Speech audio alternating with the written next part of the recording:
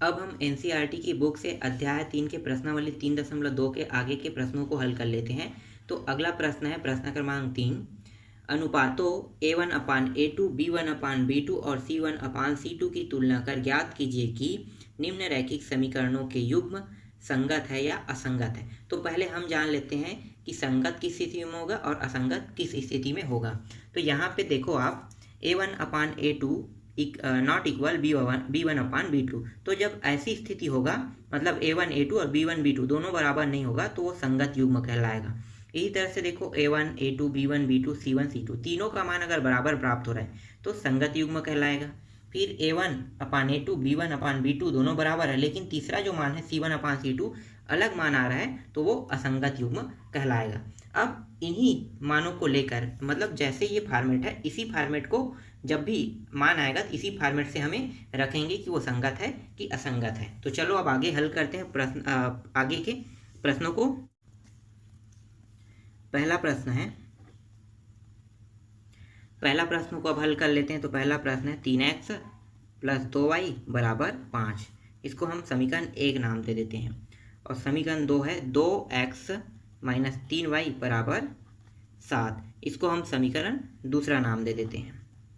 अब समीकरण ए में A1, B1 और C1 का मान निकाल लेते हैं। A1 = 3 आ गया, B1 = 2 और C1 = 5 प्राप्त हो गया। इसी तरह से समीकरण 2 में A2 = 2, B2 = -3 और C2 = 7 प्राप्त हो गया।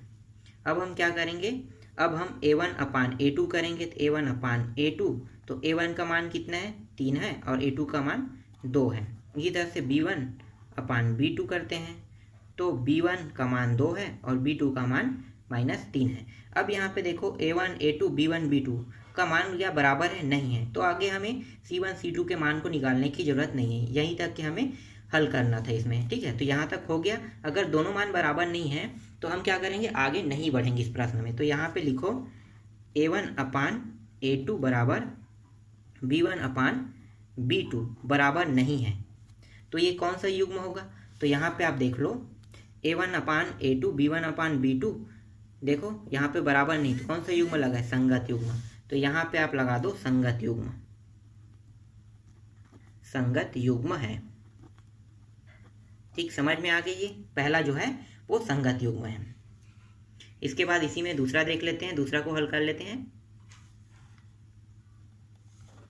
दूसरा है 2x - 3y = 8। इसको पहला समीकरण नाम दे देते हैं। और ये 4x - 6y = 9। इसको हम दूसरा समीकरण दे देते हैं। समीकरण ए में A1 का मान 2 निकल गया, B1 का मान बराबर -3 और C1 का मान निकल गया 8।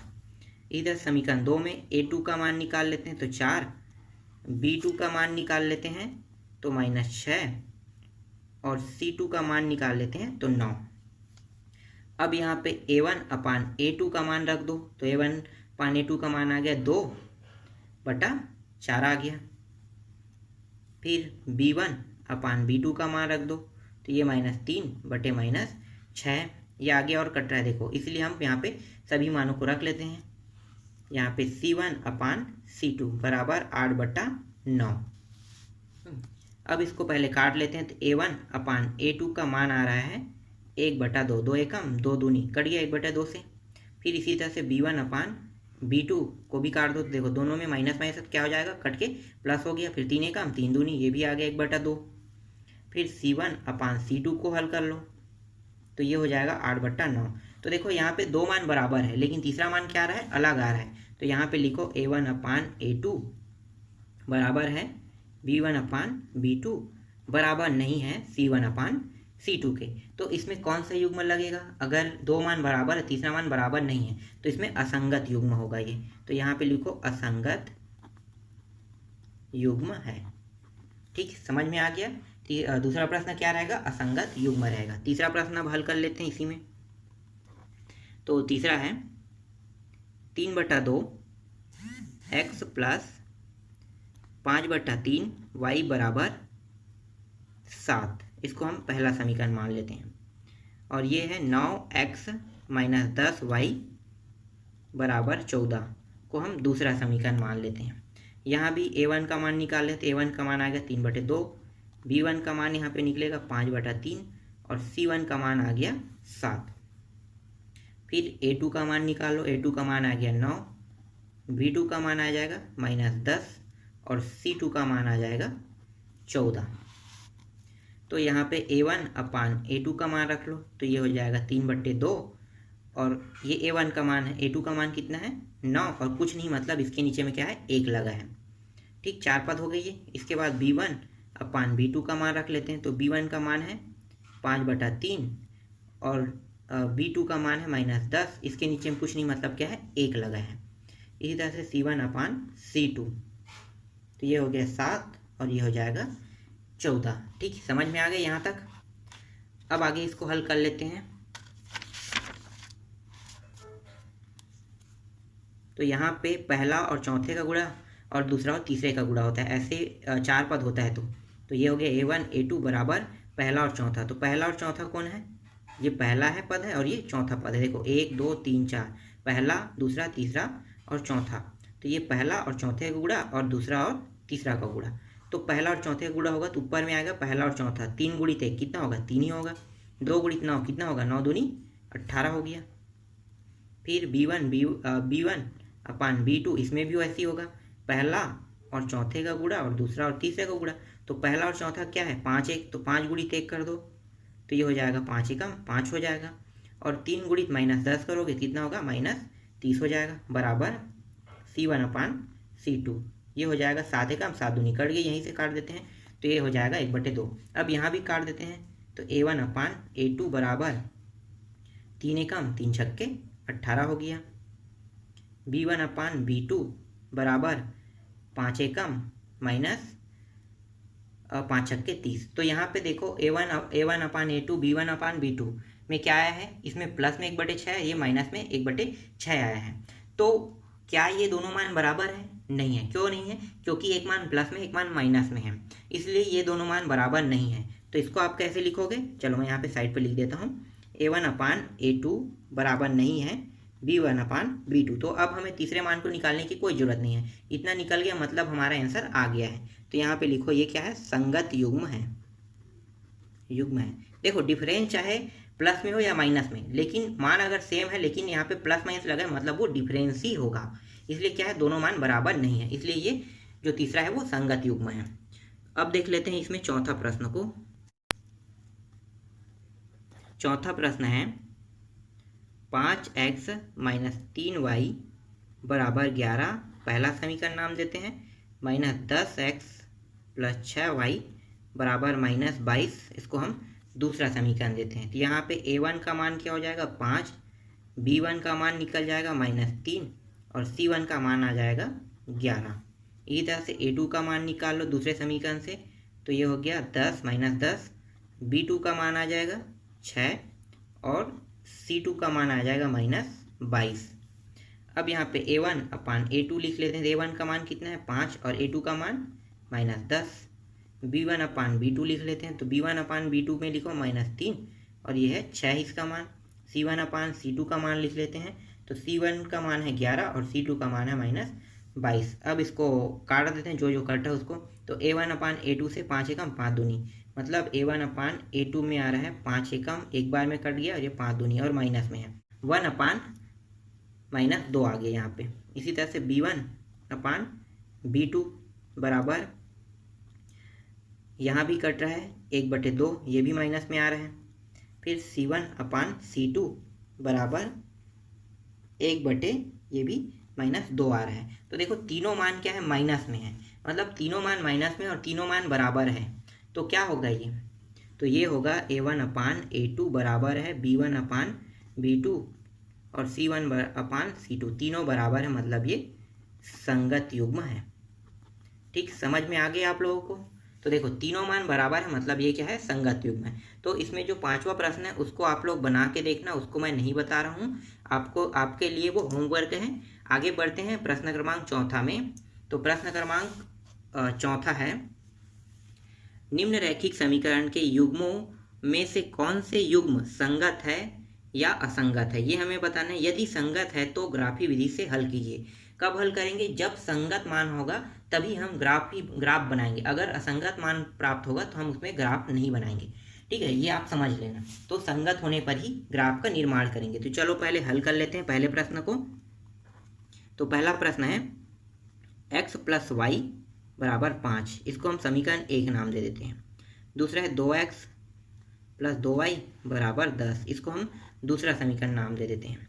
अब यहाँ पे a1 का मान निकाल लेते हैं। तो a1 का मान आएगा 1, b1 का मान यहाँ पे आ रहा है 1 और c1 का मान आ रहा है 5, a2 का मान आ रहा है 2, b2 का मान आ रहा है 2 और c2 का मान आ रहा है 10।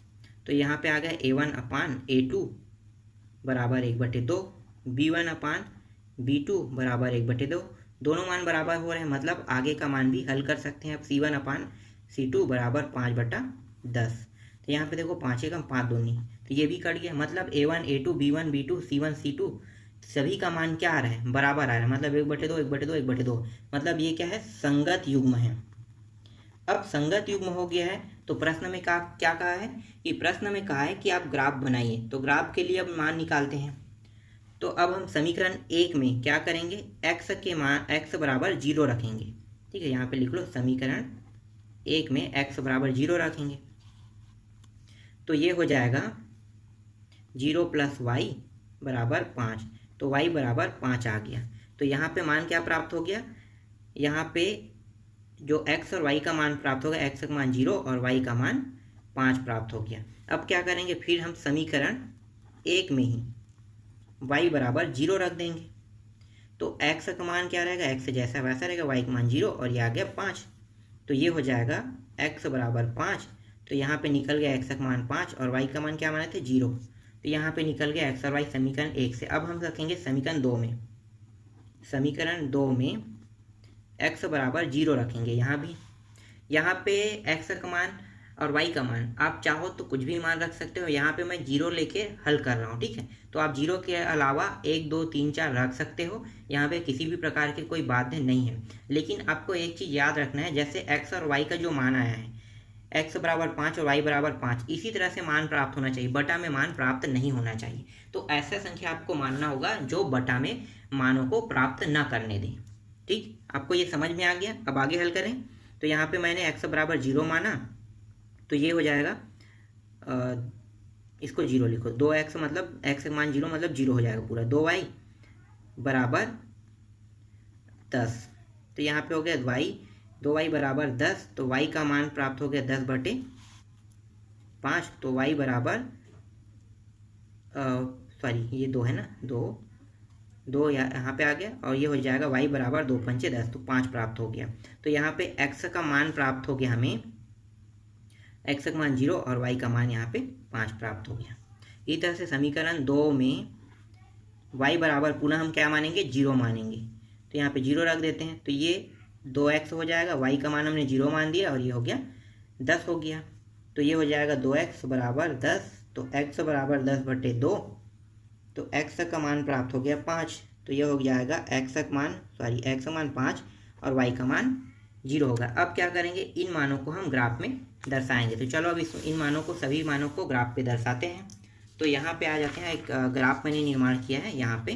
ठीक है, समय बचाने के लिए पहले से ग्राफ में स्केल पहले से मैं बना दिया हूँ। बस हम क्या करेंगे? मानों को रखेंगे। तो यहाँ पे मान रख लेते हैं। समीकरण 1 से मान को रखते हैं। तो x का मान 0 रहेगा, मतलब यहाँ पे रहेगा, और y का मान 5 रहेगा। थोड़ा सा और नीचे कर लेते हैं। x का मान 0 मतलब x का मान तो बढ़ेगा नहीं, यहीं पे रहना है। और y का मान कहाँ तक जाएगा? 5 तक। तो यहाँ पे एक बिंदु प्राप्त हो गया। अब दूसरा जो मान है समीकरण 1 में वो है x का मान 5 है और y का मान 0 है। तो इस बार x का मान 5 जा रहा है और y का मान कहाँ पे रहेगा? यहीं पे रहेगा। तो मतलब यहाँ पे दूसरा बिंदु प्राप्त हो गया। अब दोनों बिंदुओं को मिला दो।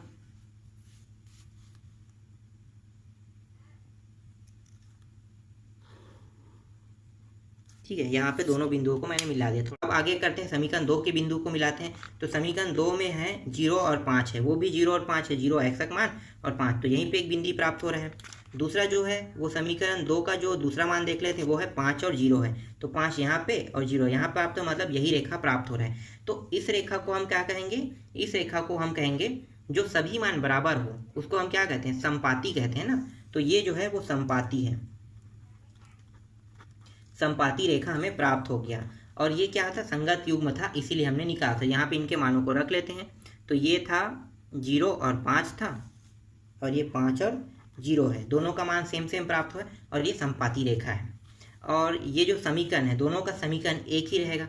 तो यहाँ पे अगर समीकरण को लिखना चाहते हो ऊपर नीचे में लिख लो समीकरण के मान को। तो चलो लिख लेते हैं, यहाँ पे x प्लस वाई बराबर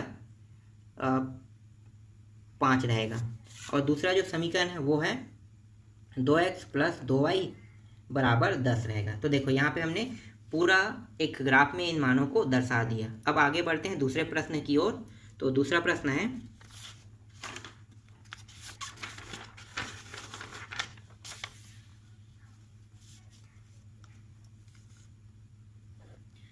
दूसरा प्रश्न है x माइनस वाई बराबर 8। इसको हम समीकरण 1 दे देते हैं। और 3x माइनस 3y बराबर 16, इसको हम दूसरा समीकरण दे देते हैं। यहाँ पे a1 का मान निकाल लेते हैं। तो a1 का मान आया 1, b1 का मान निकाल लेते हैं। तो b1 का मान आएगा -1 आएगा, और c1 का मान आ जाएगा 8। इस तरह से a2 का मान निकाल लेते हैं 3, b2 का मान निकाल लेते हैं -3, और c2 का मान निकाल लेते हैं तो 16। अब इन मानों को a1 अपान a2 के मान पे रखते जाते हैं। तो a1 का मान 1/3 आ गया, b1 अपान b2 का मान प्राप्त होगा -1 अपान -3 प्राप्त हो गया। इसी तरह से c1 अपान c2 का मान प्राप्त होगा 8/16 प्राप्त हो गया। ये प्लस माइनस होने के कारण क्या हो गया, ये कट गया। तो यहाँ पे हो गया a1 अपान a2 बराबर 1/3, b1 अपान b2 बराबर प्राप्त हो गया 1/3, और c1 अपान c2 बराबर 8 का मार दूनी, तो ये हो गया बटे। तो यहाँ पे देखो a1 a2 का मान सही प्राप्त हो रहा है, ठीक है, मतलब सेम प्राप्त हो रहा है, लेकिन c1 c2 का मान सेम प्राप्त नहीं होती। ये क्या होगा, ये मान असंगत होगा, असंगत युग्म है। अगर असंगत युग्म प्राप्त होता है तो हमें ग्राफ का निर्माण करने की आवश्यकता नहीं है, ठीक है। इस प्रश्न में कहा है तो अगर असंगत प्राप्त हो गए तो ग्राफ का निर्माण हम नहीं करेंगे। तो ये प्रश्न यहीं तक बनेगा। आगे अब हल कर लेते हैं तीसरा प्रश्न को। तो तीसरा प्रश्न है 2x प्लस वाई माइनस 6 बराबर 0। इसको हम समीकरण 1 नाम दे देते हैं। और दूसरा मान है 4x माइनस 2y माइनस 4 बराबर 0। इसको हम दूसरा समीकरण नाम दे देते हैं। तो यहाँ पे a1 का मान निकाल लेते हैं, समीकरण 1 में 2 निकलेगा, b1 का मान निकालते हैं तो 1 निकलेगा, और c1 का मान निकालते हैं तो -6 आएगा। इसी तरह से a2 में निकाल लेते हैं तो ये 4 आ जाएगा, b2 में निकाल लेते हैं तो -2, और c2 में निकाल लेते हैं तो -4 प्राप्त हो जाएगा। अब इसको a1 अपान a2 के फॉर्म में लिख लेते हैं। तो ये 2 4 आ गया, b1 अपान b2 बराबर 1 और -2, c1 अपान c2 बराबर -6 बटे -4। यहाँ पे प्राप्त हो गया a1 अपान a2 का मान 2 एकम 2 दूनी। इसी तरह से b1 अपान b2 का मान प्राप्त हो जाएगा 1 अपान -2। तो देखो यहाँ पे माइनस में डिफरेंस हो रहा है, मतलब क्या है, मतलब ये मान जो है वो अलग ही मान प्राप्त हो गए। a1 और a2 का मान बराबर नहीं है, मतलब ये क्या है, संगत है, संगत युग्म है। तो इसके हल क्या होंगे, इसका मतलब इसका हम ग्राफी विधि बना सकते हैं कि नहीं, बना सकते हैं, क्योंकि ये जो मान है वो संगत में प्राप्त हो रहा है, इसलिए इसका हम ग्राफी विधि में हल कर सकते हैं। तो हम ग्राफ तैयार करने के लिए इसके मानों को निकाल लेते हैं। तो यहाँ पे समीकरण 1 में हम x बराबर 0 मान लेते हैं। तो यहाँ पे लिखो समीकरण 1 में x बराबर 0 रखने पर तो ये हो जाएगा 0 प्लस वाई, और ये -6 बराबर 0। तो y बराबर ये -6 उस पर जाके क्या हो जाएगा, प्लस हो जाएगा। तो यहाँ पे x का मान आ गया 0 और y का मान कितना निकला, 6 निकला। इसी तरह से समीकरण 1 में पुनः हम रखेंगे y बराबर 0 रखेंगे। तो y बराबर 0 रखेंगे तो यहाँ पे आ जाएगा 2x प्लस 0 माइनस 6 बराबर 0। तो ये हो जाएगा 2x, ये 6 जो है उस पर चला जाएगा, पक्षांतर हो गए, तो माइनस से क्या हो जाएगा, प्लस हो गया। तो यहाँ पे बचा x और ये 6 और ये 2 नीचे में आ जाएगा तिरिया गुणा होके, तो यहाँ पे आ गया। तो यहाँ पे 2 एकम 2 तिया कट गया ये 3 बार में। तो x का मान यहाँ पे प्राप्त हो गया 3 और y का मान 0। तो समीकरण 1 के दोनों मान निकल गए। अब इसी तरह से समीकरण 2 के दोनों मानों को निकाल लेते हैं। तो समीकरण 2 में x बराबर हम 0 रख लेते हैं। तो x का मान 0 रखेंगे तो ये पूरा मान 0 हो जाएगा। ये फिर -2y और जो 4 है -4 बराबर 0, तो ये हो गया -2y और 4 उस पर जाके क्या हो जाएगा +4 हो जाएगा। फिर यहाँ पे बचेगा 2y -2y बराबर 4। तो ये जो -2y है पूरा इसको हम इस पार ला लेते हैं, तो ये -2y यहाँ पे आ जाएगा नीचे में। 2 एकम 2 दूनी, तो ये कट गया, तो ये हो जाएगा -2 प्राप्त हो जाएगा। तो यहाँ पे निकल गया x का मान 0 और y का मान -2 प्राप्त हो गया। इसी तरह से समीकरण 2 में y बराबर इस बार 0 रख लेते हैं। तो y बराबर 0 रखेंगे तो ये हो जाएगा 4x - 0 - 4 बराबर 0। तो 4x इस 4 को उस पर पक्षांतर कर देंगे तो माइनस से क्या हो जाएगा उस पर जाके प्लस हो जाएगा। तो यहाँ पे x बराबर 4/4, तो ये हो जाएगा x का मान 1 प्राप्त हो जाएगा। तो यहाँ पे x का मान 1 और y का मान 0। अब क्या करेंगे, ये जो मान निकला है इन मानों को ग्राफ में दर्शा देते हैं। तो चलो अब ग्राफ में दर्शाते हैं। तो यहाँ पे आ जाते हैं ग्राफ की ओर। चलो यहाँ पे एक ग्राफ का निर्माण हम कर लेते हैं। तो ये रहा ग्राफ, आप देखो, ठीक है, यहाँ तक हो गया। ठीक है, अब हम क्या करेंगे, इन मानों को ग्राफ में रखेंगे। समीकरण 1 के मान को पहले रखते हैं। तो समीकरण 1 का जो पहला मान है वो है 0 है और 6 है। तो 0 मतलब एक्स स्केल में है, तो एक्स स्केल आगे नहीं बढ़ रहा है, लेकिन वाई स्केल 6 है तो वाई स्केल जाएगा यहाँ तक, ये 6 आ गई, यहाँ पे एक बिंदी मिल गया। फिर समीकरण 1 का दूसरा मान देख लेते हैं। एक्स स्केल में 3 है और वाई स्केल में 0, तो वाई स्केल तो 0 है मतलब यहीं पे रहेगा, लेकिन एक्स स्केल 3 है मतलब यहाँ तक आएगा। अब इन दोनों रेखाओं को इन दोनों बिंदुओं को मिला दो तो एक रेखा का निर्माण हो जाएगा। तो ये रहा, हमने इन दोनों बिंदुओं को यहाँ पे मिला दिया, यहाँ पे एक रेखा का निर्माण हो गया। अब हम समीकरण दूसरा के मान को मिलाते हैं। तो दूसरा के मानों को पहले रख लेते हैं, उसके बाद मिलाएंगे। तो यहाँ पे 0 और -2 है, तो 0 जो है वो एक्स स्केल में यही रहेगा, लेकिन -2 जो है वो वाई स्केल में है। तो ये पूरा मान वाई स्केल है, ये पूरा मान एक्स स्केल है। तो वाई स्केल में 2 पॉइंट आ जाओ तो यहाँ पे आ जाएगा -2, ये आ गया, -2 का 1 पॉइंट निकल गया। अब समीकरण दूसरा का दूसरा मान को रख लेते हैं। तो 1 और 0 है, तो 0 यहीं पे रहेगा वाई का मान, लेकिन एक्स स्केल में 1 का मान यहाँ पे आएगा, तो यहाँ पे दूसरा पॉइंट आ गया। अब हम क्या करेंगे, इन दोनों मानों को मिला लेते हैं। चलो यहाँ पे हम इन दोनों मानों को मिला लिए, ठीक, यहाँ तक हो गया। अब यहाँ पे इनके मानों को रख देते हैं। तो इनके जो मान हैं वो है, ये है 0 और 2 -2, और इसका जो मान है वो 1 और 0 है, इसका मान है 0 और 6 है, और इसका जो मान है वो है 3 और 0 है। ठीक, यहाँ तक हो गया। अब इसके समीकरणों को भी रखना चाहते हो तो रख सकते हो। तो पहला वाला जो है इसका जो समीकरण है वो है 2x, यहाँ पे लिख लो 2x + y - 6 बराबर 0 है, और इस वाले का जो समीकरण है वो है 4x - 2y - 4 बराबर 0। अब प्रश्न क्रमांक 4 का चौथा प्रश्न देख लेते हैं। इसका अंतिम प्रश्न है, तो अंतिम है 2x - 2y - 2 बराबर 0। इसको हम समीकरण 1 मान लेते हैं। फिर 4x - 4y - 5 बराबर 0, इसको हम समीकरण 2 मान लेते हैं। यहाँ पे a1 का मान निकल जाएगा, a2 का मान, फिर b1, फिर b2 का मान निकालेंगे, फिर c1, फिर c2 का मान निकाल लेंगे। तो a1 a2 का मान आ गया, a1 का मान आ गया 2, b1 का मान आ गया -2 और c1 का मान आ गया -2। इसी तरह से a2 का मान है 4, b2 का मान है -4 और c2 का मान है -5। तो सभी मान निकल गया। अब a1/a2 के सूत्र में रखते जाते हैं। तो a1 a2 का मान आ गया 2/4। इसी तरह से b1/b2 के मान रख लेते हैं, तो -2 और 4 आ जाएगा माइनस। फिर c1/c2 के मान रख ले तो -2 और -5 आ जाएगा। तो ये हो गया a1/a2 बराबर 2 एकम 2 दूनी आ गया। b1/b2, तो ये माइनस माइनस दोनों में कट गया, तो ये आ गया 2 एकम और 2 दूनी 1/2, ये भी आ गया। फिर c1/c2, ये माइनस में है, दोनों से कट गया, 2/5 आ गए। तो देखो दो मान बराबर है, तीसरा मान अलग है, मतलब क्या है, ये असंगत युग्म है, युग्म है। अगर असंगत युग्म मान प्राप्त होता है तो हमें आगे हल करने की जरूरत नहीं है। ठीक, ये समझ में आ गया। इसके बाद जो अगला जो प्रश्न क्रमांक 5, 6, 7 है उसको हम लोग अगले पार्ट में हल करेंगे।